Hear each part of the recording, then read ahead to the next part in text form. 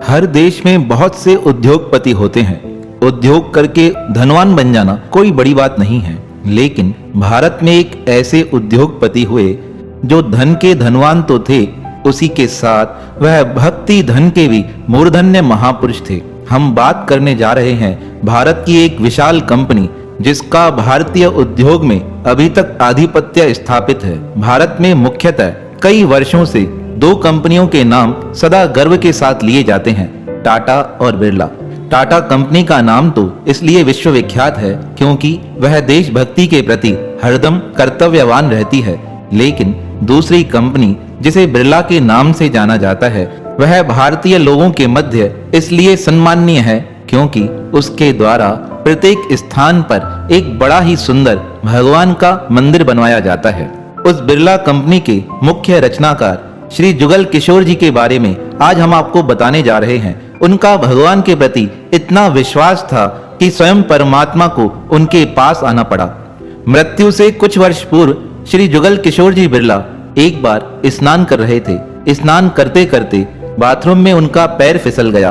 पैर फिसलने के कारण उनके कूल्हे की हड्डी पर कुछ क्रैक आ गया, इसलिए उन्हें बड़ी तकलीफ होने लगी। डॉक्टर घर पर पहुंचे और घर आने के पश्चात डॉक्टरों ने आदेश दिया, यह जो पैर है तुम्हें ऊपर बांध के रखना पड़ेगा। एक बड़ा सा भार तुम्हारे पैर पे बांध दिया जाएगा, जैसे कि इस हड्डी को जुड़ने में सहायता प्राप्त हो सके। उस समय इतने अत्यधिक साधन तो थे नहीं, लेकिन धनवान होने के कारण डॉक्टर घर पर आए, इलाज प्रारंभ हो गया। पर जुगल किशोर जी को तो पता था मेरा जो वैद्य है वह तो श्याम सुंदर श्री कृष्ण है, उसके अलावा मुझे कौन ठीक कर सकता है। अब डॉक्टर लोग तो अपना इलाज कर अपने घर के लिए रवाना हो गए। रात्रि का समय हुआ। भक्त जुगल किशोर जी रोते रोते परमात्मा को प्रार्थना कर कहने लगे, या तो यह दर्द समाप्त कर दो, या जिस शरीर में यह दर्द हो रहा है उसे समाप्त कर दो। अब यह पीड़ा सही नहीं जाती है। इस प्रकार जब भक्त राज रोते हुए परमात्मा को प्रार्थना करने लगे, प्रार्थना करते करते उन्हें नींद आ गई। रात्रि के 3 बजे अचानक से एक चमत्कार हुआ। एक छोटा सा बालक जिसकी अवस्था 7-8 वर्ष रही हो, वह भक्त जुगल किशोर जी बिरला के समीप आया और जिस स्थान पर तकलीफ थी उस स्थान पर अपनी बंसरी घुमाते हुए कहने लगा, कैसा महसूस हो रहा है। श्री जुगल किशोर जी कहने लगे, बड़ी राहत मिल रही है, आराम प्राप्त हो रहा है। इस प्रकार उस बच्चे ने 3-4 स्थानों पर उस मुरली को घुमाया, वह घुमाकर अदृश्य हो गया। श्री जुगल किशोर जी को लगा परिवार का ही कोई बालक मेरे पास आया होगा। प्रातः काल जैसे ही उनकी नींद खुली वह हैरान हो गए। जिस स्थान पर दर्द था वह दर्द संपूर्ण रूप से समाप्त हो चुका था। वह मन ही मन सोचने लगे, यह चमत्कार किस प्रकार हुआ। तब उनका ध्यान रात्रि की उस घटना की ओर गया। वह समझ गए वह बालक कोई और नहीं, वह श्याम सुंदर ही मेरा दर्द निवारण करने के लिए मेरे पास उपस्थित हुए थे। उन्होंने स्वयं यह बात उस समय बताई जब उनके द्वारा मथुरा में श्री कृष्ण मंदिर का निर्माण कराया गया। उस मंदिर का उद्घाटन करने के लिए श्री बिरला जी ने भाई श्री हनुमान प्रसाद जी पोदार को आमंत्रित किया था। तब उन्होंने मंच पर इस बात का उद्बोधन करते हुए कहा कि श्री कृष्ण ने स्वयं प्रकट होकर किस प्रकार मेरे दर्द को दूर किया था। उनके जीवन की यह घटना बताते हुए एक भक्त ने उनके जीवन का एक बड़ा ही सुंदर और प्रसंग लिखते हुए कहा है, जब भी श्री बिरला जी दिल्ली से मथुरा की ओर आते थे तो वह मथुरा में आने पर सबसे पहले गीता मंदिर में दर्शन को जाते थे। इस गीता मंदिर का निर्माण भी श्री जुगल किशोर बिरला जी द्वारा ही कराया गया था और गीता मंदिर का नियम था वह दिन के समय 12 बजे से 2 बजे के मध्य बंद रहता था। एक बार श्री बिरला जी किसी व्यक्ति के साथ दिल्ली से निकले। दिल्ली से मथुरा तक आने में उनको दिन का 1 बज गया। अब जैसे ही वह गाड़ी से उतरे उन्होंने देखा मंदिर का पट खुला हुआ है। उन्होंने दूर से ही प्रणाम किया। उनके मन में विचार चलने लगा, हो सकता है पुजारी से भूल हो गई हो। वैसे तो 12 से 2 के मध्य मंदिर के पट बंद कर दिए जाते हैं, पर आज क्यों खुले हुए हैं। अभी वह इस प्रकार मन में मंथन कर ही रहे थे। उन्होंने विचार किया, चलो जब तक मैं अपनी दूसरी ओर चप्पल उतार कर आता हूँ, बाद में जाकर दर्शन करता हूँ। ऐसा सोचकर वह अपनी चप्पलें उतार कर जैसे ही मंदिर की ओर जाने लगे, मंदिर में देखकर हैरान हो गए। उन्होंने पुजारी को बुलाकर कहा, यह क्या किया। पुजारी हाथ जोड़कर कहने लगा, क्या हुआ सेठ जी, मुझसे कौन सा गुनाह हुआ है। तब श्री बिरला जी कहने लगे, तुमने मुझे देखकर मंदिर का गेट बंद कर दिया। वह पुजारी हाथ जोड़कर कहने लगा, सेठ जी, मंदिर का पट तो 12 से 2 के मध्य निरंतर बंद रहता है। अभी तो 1:15 बज गया है, मैं इसे किस प्रकार बंद कर सकता हूँ? यह तो मैंने 12 बजे ही बंद कर दिया था। तब श्री बिरला जी कहने लगे, मुझसे झूठ कहते हो, अभी तो यहाँ का पट खुला हुआ था, मैंने कार से ही दर्शन किए थे।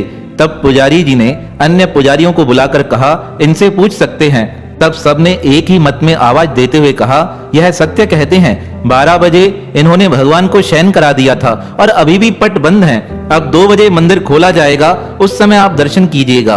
उन सबकी बातें सुनकर श्री जुगल किशोर बिरला जी मन में विचार करने लगे, ऐसा कैसे हो सकता है? जो पट अभी बंद था वह अचानक से मेरे लिए कैसे खुल गया? पर मन ही मन उन्होंने परमात्मा को धन्यवाद देते हुए कहा, हे भगवान, आप कितने दयालु हो। मैं इतना दूर से यही सोचते आ रहा था कि सर्वप्रथम मुझे आपका ही दर्शन हो, पर मुझे निकलने में देर हो गई। पर प्रभु, आपने लीला कर मुझे अपने दर्शन साक्षात करा दिए। थोड़ी देर बाद श्री बिरला जी ने एक सेवक को अपने पास बुलाते हुए कहा, जो इस मंदिर का श्री विग्रह है, इसका एक चित्र बनाकर दिल्ली लेकर चलना। आज से हम उसी विग्रह का पूजन चिंतन करेंगे। कहा जाता है उसके बाद श्री बिरला जी जब दिल्ली आए, उन्होंने उस स्थान पर आकर उस चित्र को विराजमान किया और उसी की निरंतर पूजा सेवा किया करते थे। श्री गीता मंदिर का एक नियम था, जब भी सत्यनारायण होता था, सत्यनारायण के दिन वहां पे पंजरी का प्रसाद बांटा जाता था। श्री जुगल किशोर बिरला जी द्वारा यह आदेश दिया हुआ था, जितने भी लोग श्री सत्यनारायण कथा में उपस्थित हों, उन्हें पंजरी का प्रसाद दिया जाए। अब एक बार श्री वृंदावन धाम में गीता मंदिर के मध्य श्री सत्यनारायण व्रत की कथा चल रही थी। बहुत सी संख्या में लोग उपस्थित हो गए, उन्हें पंजरी का प्रसाद दिया गया, पर उस दिन प्रसाद कम हो गया।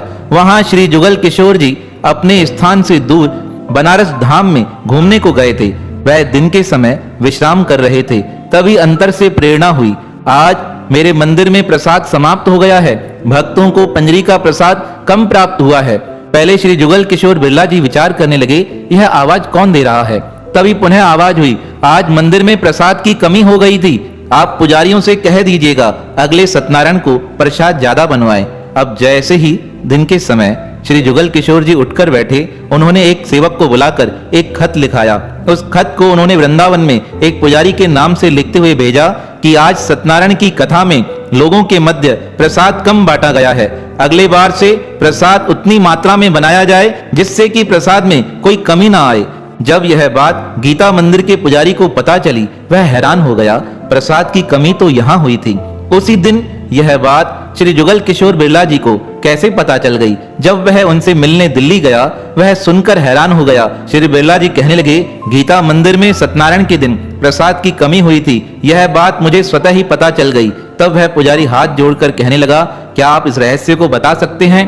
तब श्री जुगल किशोर बिरला जी ने कहा, यह रहस्य तो ऐसा है, बता भी दूंगा तो आप यकीन नहीं करोगे, पर फिर भी आपकी उत्कंठा के कारण मैं आपको बता देता हूँ। जब आप यहाँ सत्यनारायण की कथा कर रहे थे, लोगों के मध्य प्रसाद बांटा जा रहा था, जैसे ही प्रसाद की कमी हुई, उसी समय एक आवाज मेरे कानों में गूंजने लगी, जो कह रही थी, आज बहुत सारे भक्त आए हैं, पर पंजरी प्रसाद की कमी हो गई है, अगली बार से आदेश दीजिएगा कि अधिक मात्रा में प्रसाद बनाया जाए। सेठ जी की यह बात सुनकर पंडित जी श्री जुगल किशोर बिरला जी के चरणों में प्रणाम कर कहने लगे, हे भक्तराज, आप धन्य हैं। जीवन की नैया को संसार में रखने के पश्चात भी आपका मन परमात्मा से इतना जुड़ा हुआ है। आप जैसे भक्त धन्य हैं। आप जैसे भक्तों के कारण ही समाज में भक्ति का विकास होता है। तब सेठ जी ने पंडित जी को हृदय से लगाते हुए कहा, यह बात किसे बताइएगा नहीं। सेठ जी की बात सुनकर वह पंडित जी कहने लगे, सेठ जी, अगर यह बात बताई जाएगी तो लोगों के मन में परमात्मा के प्रति विश्वास और अधिक बढ़ेगा। तब सेठ जी ने कहा, जब तक यह शरीर जीवित है, मैं तुमसे वचन चाहता हूं, तब तक तुम यह बात किसी को नहीं बताओगे। तब पंडित जी ने वचन देते हुए कहा, जब तक आपका यह शरीर इस धराधाम पर विराजमान रहेगा, मेरे मुख से कभी यह बात नहीं निकलेगी, लेकिन उसके पश्चात मुझे आज्ञा दीजिए, जैसे कि मैं लोगों के मन में भक्ति भाव बढ़ाने वाले इस प्रसंग को सभी तक पहुंचा सकूं। तब सेठ जी ने इस बात की आज्ञा दी थी। श्री जुगल किशोर बिरला जी के बारे में कहा जाता है, उन्होंने जब शरीर का त्याग किया उस समय उनके हाथ अचानक से परमात्मा की मूर्ति की ओर उठ गए। उनके नेत्र परमात्मा की ओर थे। वह इस प्रकार प्रतीत हो रहे थे जैसे वह अपने श्याम सुंदर को प्रार्थना कर कह रहे हों, हे श्याम सुंदर, इस नश्वर देह की यह यात्रा समाप्त होने वाली है। अब अपने श्री चरणों में मुझे निवास दे देना। अंतिम समय श्री जुगल किशोर बिरला जी के वह दोनों हाथ बंधे हुए थे और नेत्र भगवान की ओर ही अटक गए थे। ऐसा लगा भगवान को देखते देखते भक्त ने अपने शरीर का त्याग कर दिया है। भक्त जुगल किशोर बिरला द्वारा ही एक संस्था की स्थापना की गई, जो संस्था हर स्थान पर श्री बिरला मंदिर का निर्माण कराती है। श्री जुगल किशोर जी ने अपना सारा धन भक्ति मार्ग में ही लगा दिया। लोगों के उत्थान के लिए निरंतर वह परमार्थिक कार्य करते रहते थे। उनकी कोई संतान नहीं थी, इसलिए संपूर्ण समाज को वह अपनी संतान मानकर उनकी सेवा को ही अपना कर्तव्य मानते थे। धन्य है ऐसे उद्योगपति जिनका जीवन परमात्मा के श्री चरणों में जुड़कर समाज की सेवा में ही रत रहा। तो ऐसे भक्त वसल भगवान और उनके परम वंदनीय श्री भक्त जो अपना संपूर्ण जीवन भगवान के चिंतन में ही लगा देते हैं, उनके पावन श्री चरणों में हमारा बारंबार प्रणाम है, प्रणाम है, प्रणाम है।